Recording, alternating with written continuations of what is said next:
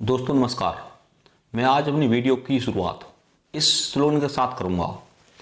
दुश्मनों की गोलियों का हम सामना करेंगे, आज़ाद ही रहे हैं और आज़ाद ही रहेंगे। यह बात मैंने किसके लिए कही है आप समझ गए होंगे। हमारे देश के महान क्रांतिकारी चंद्रशेखर आज़ाद के बारे में। चंद्रशेखर आज़ाद जैसा नाम में है, आज़ादी के हीरो, आज़ादी के दीवाने और हमारे जो युवा पीढ़ी उसमें सबसे पॉपुलर शख्सियत। पर हमारे देश का दुर्भाग्य ये है कि हमारे देश के निवासियों ने और नेताओं ने जो हमारे क्रांतिकारी हुए हैं उनको सम्मान नहीं दिया, जो उनको सम्मान मिलना चाहिए था, जिसके वो हकदार थे। चाहे उसमें नेताजी सुभाष चंद्र बोस हो, चाहे भगत सिंह हो और चाहे हमारे चंद्रशेखर आज़ाद हों। और ये मैं सच बोल रहा हूँ। आप सोचिए कि आपके आस पड़ोस में, मोहल्ला में, गांव में क्या इनकी कोई स्टैचू है? नहीं होगी। और गांव-गांव में, गली-गली में ऐसे लोगों की स्टैचू मिलेंगी आपको जिन्होंने देश के एक और बंटवारे की मांग की थी। आज़ादी में कोई योगदान नहीं था, एक भी दिन जेल नहीं गए थे। जब देश आज़ाद हुआ तो सरकार में मंत्री का पद ले लिया। मैं नाम नहीं लेना चाहता चैनल पर जो जानकार हैं, समझदार हैं, वो समझ गए होंगे मैं किसकी तरफ इशारा कर रहा हूँ। खैर, मैं बात करूँगा आज अपने क्रांतिकारी चंद्रशेखर आज़ाद के बारे में। इस महान सितारे का जन्म 23 जुलाई 1906 को मध्य प्रदेश के डिस्ट्रिक्ट झाबुआ का एक कस्बा है भावरा, वहाँ हुआ था। अब वो जब देश आज़ाद हुआ था उसके बाद इनके जो होम टाउन था भावरा, उसका नाम बदल के आज़ाद नगर कर दिया गया है। इनके पिताजी का नाम था श्री सीताराम तिवारी जी, माताजी नाम था श्रीमती जगरानी देवी जी। इनके पिताजी बहुत ईमानदार, स्वाभिमानी, साहसी और वचन के जवान पक्के थे। जैसे कि साइंस में है कि जेनेटिक इफेक्ट होते हैं, यानी कि माता पिता के अंदर जो क्वालिटी लक्षण होते हैं वो संतान में कहीं नहीं आते हैं, दिखाई देते हैं। और वही लक्षण जो पिताजी के अंदर थे इनके, वही लक्षण और प्रॉपर्टी क्वालिटी हमारे क्रांतिकारी चंद्रशेखर आज़ाद के जीवन में आए। जब ये महज 14 साल के थे, यानी बचपन में ही इनके माता पिता ने स्टडी के लिए, पढ़ाई के लिए बनारस भेज दिया। बनारस में इन्होंने काशी विद्यापीठ में अपना अध्ययन किया। गांधी जी से बहुत इम्प्रेस थे, प्रभावित थे। जब 1920-21 में गांधी जी ने देश के अंदर असहयोग आंदोलन चलाया, उसमें इन्होंने बढ़ चढ़कर भागीदारी की। उसमें ये अरेस्ट हुए। अरेस्ट होने के बाद जब इन्हें जज के सामने पेश किया गया तो जज को नहीं पता थी ये व्यक्ति कौन है। तो जज ने इनका परिचय पूछा जज ने, आपका नाम क्या है? इन्होंने जवाब दिया आज़ाद।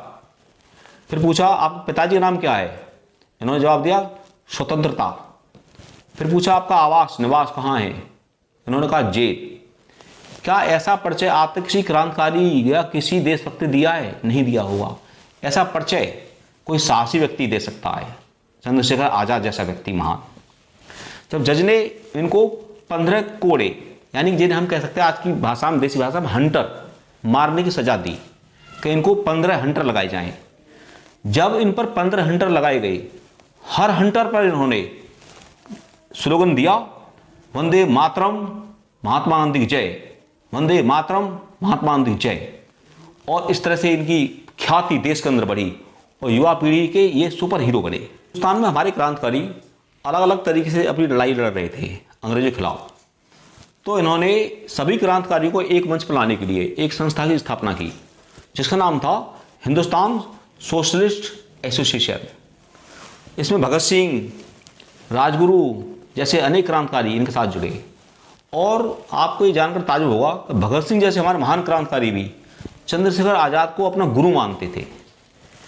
1925 में काकोरी के अंदर जब अंग्रेज लोग हमारे खजाने को लूट करके, खसोट करके अपने देश ले जा रहे थे, तब इन्होंने रामप्रसाद बिस्मिल के नेतृत्व में उसको लूटा, खजाने को, और वहाँ से वो फरार हो गए। यानी कि अंग्रेज जो सिपाही थे उनकी आंखों में धूल झोंक दी, हाथ नहीं आए। आज़ाद थे, आज़ाद ही रहे। बात आती है 17 दिसंबर 1928 की, बहुत इम्पोर्टेंट डेट। इन्होंने राजगुरु और भगत सिंह के साथ मिलकर के अंग्रेज अधीक्षक जेपी सैंडर्स की गोली मार कर हत्या की। और जब उन्होंने कहा कि हमने क्रांतिकारियों ने ये लाला लाजपत राय की जो अंग्रेज हत्या की है लाठियों से, उसका हमने बदला लिया है, तब उन्होंने नारे लगाए थे वंदे मातरम, इनकलाब जिंदाबाद। अब बात आती है इनकी लाइफ की हिस्टोरिकल डेट। 27 फरवरी 1931 को चंद्रशेखर आज़ाद इलाहाबाद के अल्फ्रेड पार्क में बैठे हुए थे। तभी हमारे देश के किसी गद्दार ने अंग्रेजों को सूचना दे दी कि चंद्रशेखर आज़ाद कहाँ बैठे हुए हैं। कुछ इतिहासकार, कुछ लोग कहते हैं, मेरा दावा नहीं है पर ये कुछ इतिहासकारों ने कहा है कि चंद्रशेखर आज़ाद इलाहाबाद में वहाँ बैठे हुए हैं पार्क के अंदर। इसकी जानकारी जवाहरलाल नेहरू ने दी थी। इसके पीछे रीज़न ये था कि जवाहरलाल नेहरू का भी जो बर्थ पैलेस था वो इलाहाबाद था, उनका जो घर था उसका नाम था आनंद भवन, वो इलाहाबाद में था।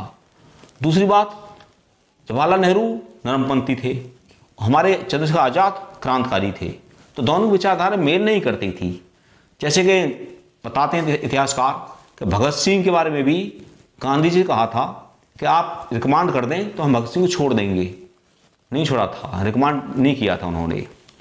और इस सितारे ने हमारे ने अंग्रेजों को का डटकर मुकाबला किया और लगातार गोली पर गोली चलाते रहे। अंग्रेज सिपाहियों के सैनिकों की, उन गद्दारों की हत्याएं की। जब अंतिम गोली रह गई, लास्ट गोली, इन्होंने अपनी गनपट्टी पर लगाई और अपने को शहीद कर लिया। ये नेताजी सुभाष चंद्र बोस ने अपनी जान अपने देश के ऊपर न्यौछावर कर दी, बलिदान हो गए, शहीद हो गए। और फिर भी हम लोग इन महान शख्सियतों हैं, जो हमारी महान हीरो हैं हमारे, इनको हम सम्मान नहीं देते। ये हमारे लिए कितनी शर्म की बात है देश के लिए। और उनको सम्मान देते हैं जिनका आज़ादी में कोई योगदान नहीं रहा।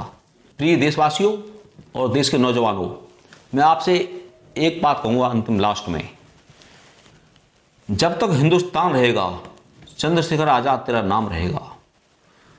जय चंद्रशेखर आज़ाद, जय हिंद, जय भारत। मैंने जो अपने विचार रखे हैं चंद्रशेखर आज़ाद के बारे में, आप अपने कमेंट के माध्यम से मुझे बताएं, और यदि आपके पास भी कोई जानकारी है इनसे जुड़ी हुई तो वो भी मुझे शेयर करें। और मेरे channel Sanjeev Bhardwaj educational videos को सब्सक्राइब करें और मेरी वीडियो को देशवासियों में फैलाएं, जिससे हमारे महान क्रांतिकारियों को सम्मान मिल सके देश के अंदर।